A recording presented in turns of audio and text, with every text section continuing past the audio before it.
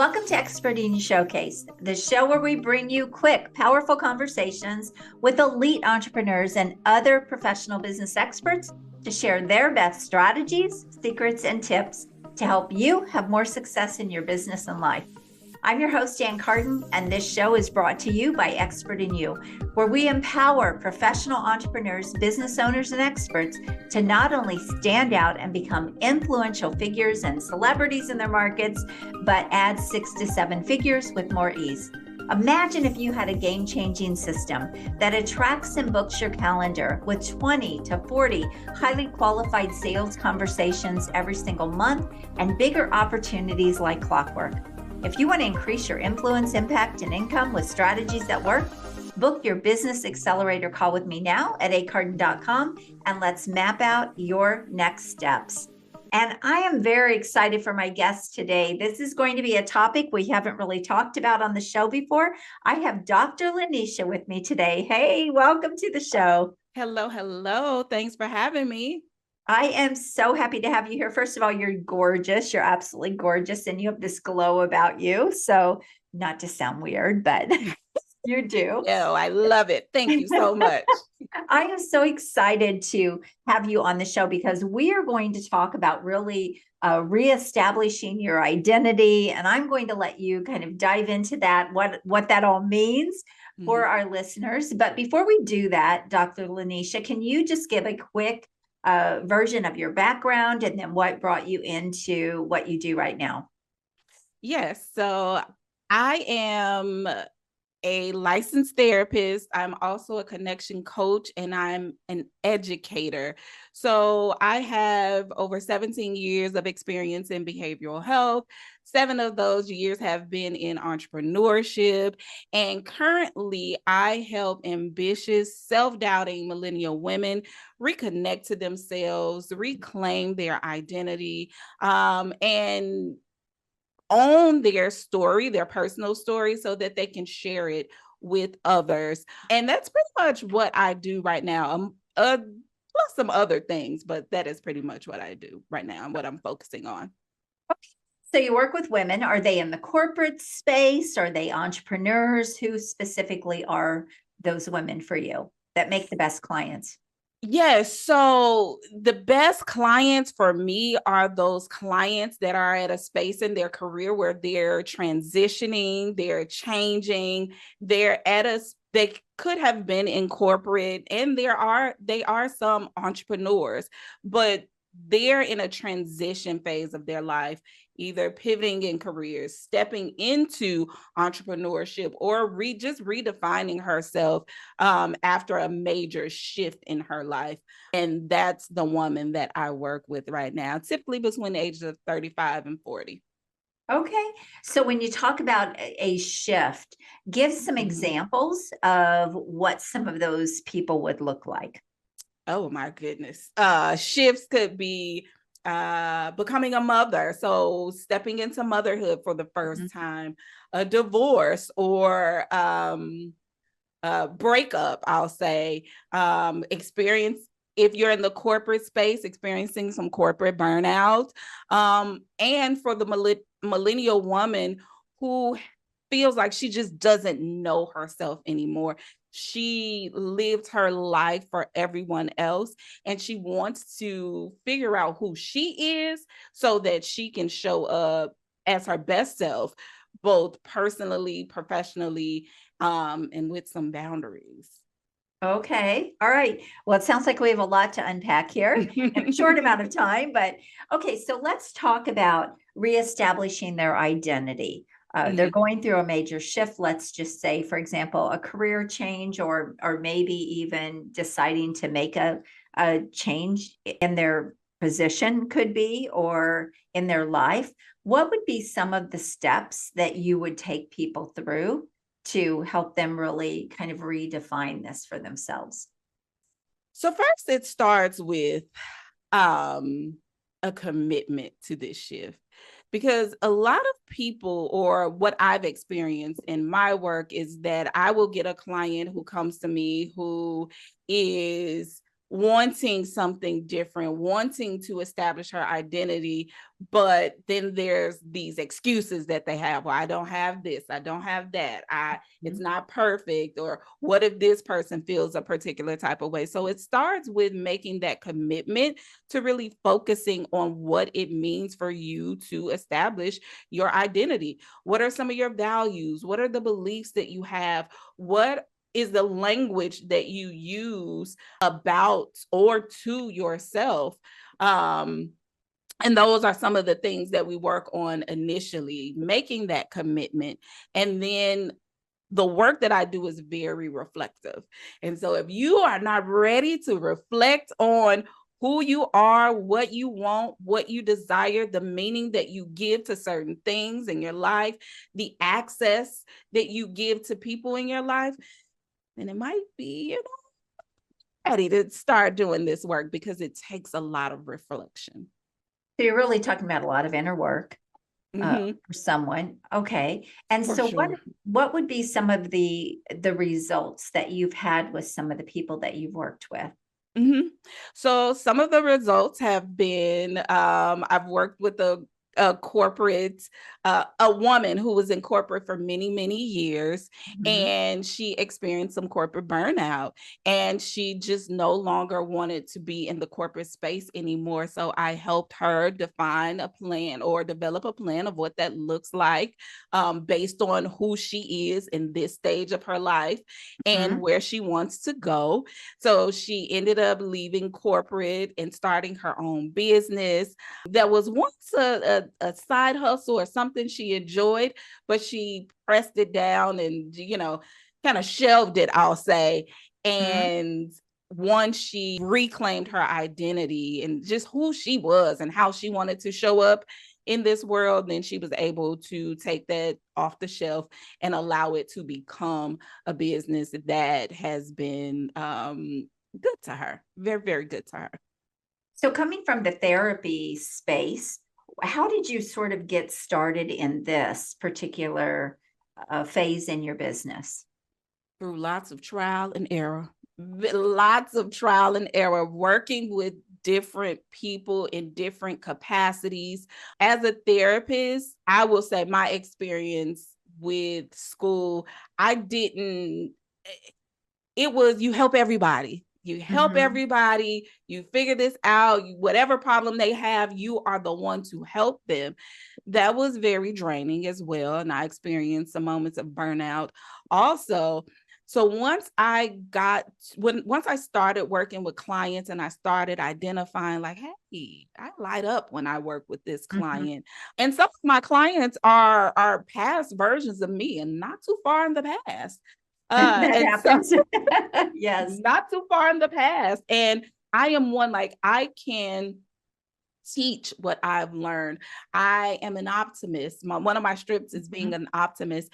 And so I feel like, and a motivator, and a coach. That so comes through, by the way. Yes. Say it again. I said that comes through from you when I said you have this glow about you and you have this energy about you. So not to really cut you off here, but that really does shine through for you. Thank you. Because I've done the work, even in the therapy space. I'm a therapist with a therapist.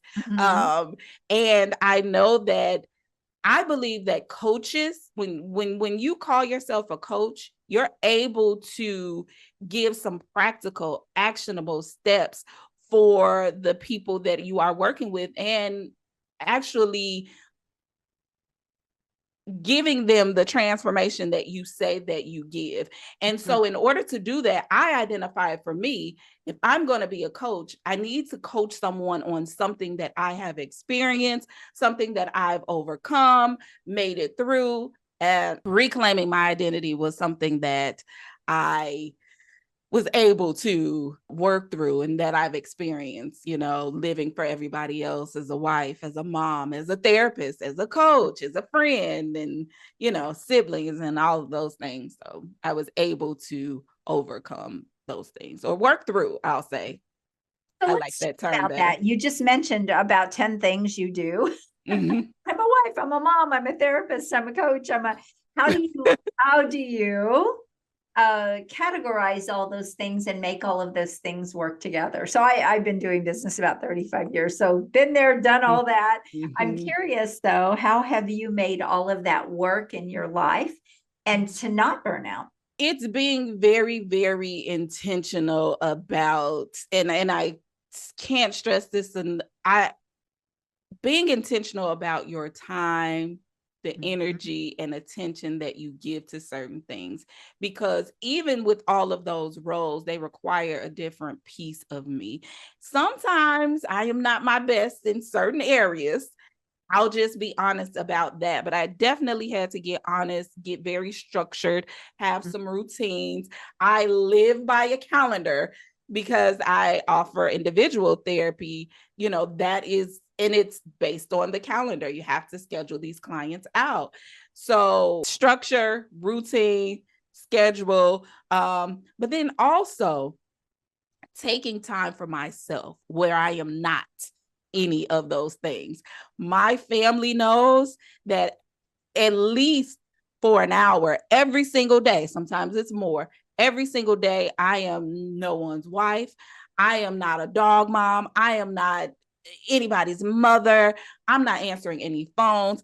I have to set aside time for myself to recharge, to I I call it get myself together before I start to engage in people. What are some things you do to do that? Now, I did not plan on this conversation going this way, but I think it's really important because people can see different ways. Sometimes they think entrepreneurship is easy. They think doing these things, when you've been doing it a long time, we tend to make it look easier than it is. And so what are some ways that you do that for yourself every day? What would that look like? What does an hour with Dr. Lanecha for herself look like? So it depends. Sometimes I'm not able to schedule it at the same time, although that would be very ideal. But in the mornings, I set aside about 10 minutes to myself so that I can ground myself in the morning, so that I can write out what are the priority things that I need to do for that day. But during that hour, it could be anything from me watching television to me. I'm a creative as well. So being creative, I like to find ways to use my hand and DIY. So I do those things as well. And sometimes if I fall behind, because I do, sometimes I have to use that hour to do documentation from therapy work. But it's not exhausting and it's not draining in that time. And then I enjoy naps. So taking a nap might be one of those other things that I could do. Right. That's those are good things to be able to see. We all have different ways that we kind of recharge or even start our day. And so I think it's interesting for people to see that. What are some things that you would like to help our audience maybe start doing that could really help them? You talked about being intentional. That's so important, being focused. Hi, friend. I have an exciting announcement.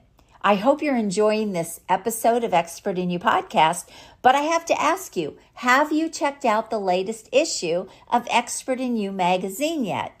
It's jam-packed with rich content, powerful strategies, inspiring stories, and so much more to help you elevate your business and personal growth. Don't miss out. Go grab your digital copy now and join our community of experts making a difference every day. Go to expertinyoumagazine.com and check out your digital copy today. Transform your expertise into success with Expert in You magazine. It's not just a publication, it is a movement. What are some things that you could help them take away from this today that would get them on a better path maybe than where they're at? Yeah. One of the things that also comes up when I work with a client, especially in the beginning, is not knowing where to start, coupled with thinking that they need to have things perfect and all figured out. And so something that I would like for the audience to understand is that I want you to believe in your ability to figure things out as you go, right? You don't have to have things perfectly. And I'm sure that they may have heard this before, but I really want you to receive that you don't have to have everything figured out, and to believe in your ability to always figure things out. One of the ways that you can do that as well is setting aside time to figure out what you want to do. If you need to start your day with a morning routine, then do that. If you need to end your day with a nighttime routine, that one that it involves maybe journaling or reflection, or even a celebration that you made it through the day, that is something that you could do as well. But get to a place where you can have time for yourself so that you can map out what you want your life to look like, and never be afraid to try and fail, and try again. Once someone decides what it is they want, and they really know this is the direction I want to go. You're a coach, I'm a coach.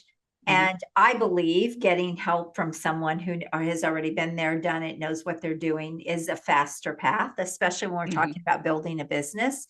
What is your thought on that as well? I know you work in a little bit different space, but what is your thought? Because I believe figuring things out for yourself is not always the best path. I believe you need to be able to think, obviously, and you need to be able to innovate and do things. But I'm just curious there about your philosophy around that.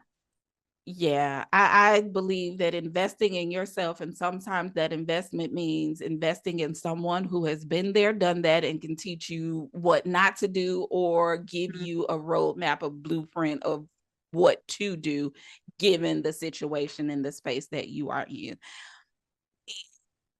Listen, for me, investment into someone who can elevate your life because they know what to do, they've been there, done that, is one of the greatest things that you can do for yourself. So whether that's with a therapist by way of therapy or a coach, I think that you should always have them. I keep two people in my life outside of my family, and that's a therapist and a coach. Because with all of the things, and you mentioned this, I do a lot of things with all of the roles that I have. I just can't figure out everything. And I need accountability people too. So I need someone to hold me accountable. And oftentimes mentors, coaches, therapists, they will hold you accountable. And I need that. And so investing in that and those people has definitely gotten me further along in my business than I probably would ever be if I was doing it alone. Yeah, I mean, I really believe that years ago when for many years when I did my business, I didn't know business coaches, they weren't around, and I had to try to figure everything out. It was an expensive path, number one, not just the cost of what I didn't gain through those years that I could have if I would have had that help, but also wasted money, things that I didn't know. And so I tried it and I spent money on it. So there's all of that along the way. What's the best investment you've ever made for yourself? The best investment that First, I've like made, when it comes to personally or in your business. Yeah. What's the best one? Well, personally, the best investment I can make was, the reunion to myself. I think that is the best, the commitment to reunited with myself. That is the best investment that I could have ever made. I've had business coaches, confidence coaches, mindset coaches. And so investing in a coach to teach me certain things has also been a huge investment. And I have a learner's mindset. And so that mindset also drives me to want to learn, to keep learning. And And it keeps me grounded in knowing that you don't have to do this alone. There is someone that can help you. And so not being afraid to make the investment in yourself. So when you work with clients, do you work with them for a certain time frame, sort of like a package? Do you work with them by the hour? How is your business structured to be able to coach people? Yeah, so I have an individual coaching container, as well as, or coaching package, as well as a group coaching program. And my group coaching program is 12 weeks. My one-to-one coaching program is 16 weeks. Therapy it all depends, because I get women that are coming to me for various concerns, and based on that, then, it expands. It depends on how long it's going to be. How do you kind of keep the therapy and the coaching separate? I know a lot of therapists are becoming coaches because it's not as regulated and they feel like they can make more of a transformation in someone. I would be curious, really, your thoughts on that. And then how do you separate the two? So what helps me separate the two is the platform that I use for two. But I don't think that therapists are getting into coaching because it's, mainly because it's less regulated. But I think that we take our therapy skills and it allows us to help clients do some of that inner work that is needed to reach those goals and to apply the action that they need to take in order to reach the transformation that they are expecting. So I know certain things that I can do in my therapy space that I can't do in the therapy space because of ethics and things of that sort and limitations. When it comes to the coaching aspect of it, I am allowed to show myself a little bit more, be more transparent, and also, express parts of my life, that my story that have helped me, and which positions me as someone or the expert in this particular transformation. Do you have to, or do they feed each other, or do they have to be separate for you in your world? Yeah, for my business, if you have had therapy with me, you cannot pursue coaching with me. So they are definitely separate. Interesting to know. Okay. So how do you get to coaching clients in your business? So coaching clients have been coming from referral. I get a lot of my leads, I'll say, from social media. So I post on the internet. I am in various groups, Facebook groups where I'm putting out information. I even go to different networking events, and where I feel that women who would benefit from my services, where they hang out. So it's all about knowing where my ladies are hanging out, which is typically where I would hang out anyway. So it's an easy thing. Yeah, it is an easy thing. But I also have collaborations with doctors and other organizations that will let me know if they have women that would benefit from our services. Oh, wonderful. That's wonderful. So what are your big goals for the next 12 months or so, or even for the remainder of the year? Yes, I'm going to go big here. Yay. Gonna go big with this goal. I love that. That's people. My big goals are, one, to have the #1 podcast for millennial women. And it is not the #1 now, but it will be within the next 12 months. I also want to, over the next 12 months, I am committing to helping about 40 women see transformation in their life. So hoping we meet those goals, which I know we will, but whatever it is, I will be learning from if we meet it, if we don't, tweaking, try, fail, trial and error. I am also wanting to get out of the country to go to Fiji with my family within the next few months. I believe that that's going to happen. Oh, I love that. I just got back from Jamaica, 2 weeks in Jamaica with my husband. So absolutely love going to the islands and enjoying time. That's amazing. So what would be the challenges that might stop you from hitting those big goals that you have? The challenges would be allowing my anxious thoughts and limiting beliefs to stop me from completing those goals. Also, discipline and consistency is something that is needed when completing your goals or striving for your goals. I have this thing where I focus so much on the big goal that I don't take the time to celebrate the smaller steps. And so continuing to celebrate those smaller steps and celebrating along the way, giving myself some grace and showing myself some compassion is going to be something that I will need to do. But if I'm not disciplined, if I'm not consistent, then that could keep me from my goals or delay them. I won't say keep me from them. It will delay them. Awesome. Well, thank you for sharing, and thank you for being so honest and open. I love for people to be able to see inside of other entrepreneurs' businesses and see what they're doing, and even understanding the challenges so that they know, hey, it's not all a piece of cake, right? It's right. It takes, in just as you said, it takes intention, it takes focus. I say it takes strategy, and it takes a great plan and to really know exactly what you need to be doing, and that will help keep you on track as well. So, Dr. Lanecha, final words for my audience. You can do this, and always believe in your ability to figure things out. Yes. I mean, if you can learn, you can do really anything, right? Yeah. So I love it. One other question, how can people get a hold of you? And by the way, we will put all of her information in the show notes, but give yourself a quick shout out. Yes. You can find me on all of the socials. Now, I'm active most on Instagram and YouTube right now.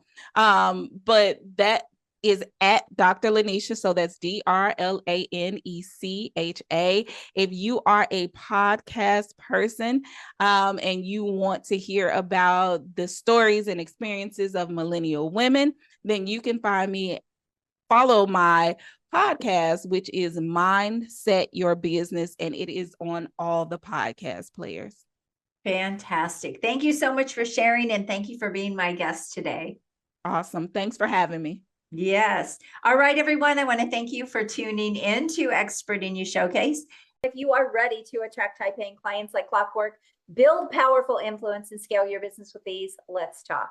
Book a complimentary $1 Million Accelerator Strategy call at acarden.com to discover how the Expert in You method can help you create a steady stream of premium clients and consistent revenue growth. Don't wait. Your next big breakthrough starts with a simple conversation. Visit acarden.com and let's make it happen. Have an amazing day, and God bless you.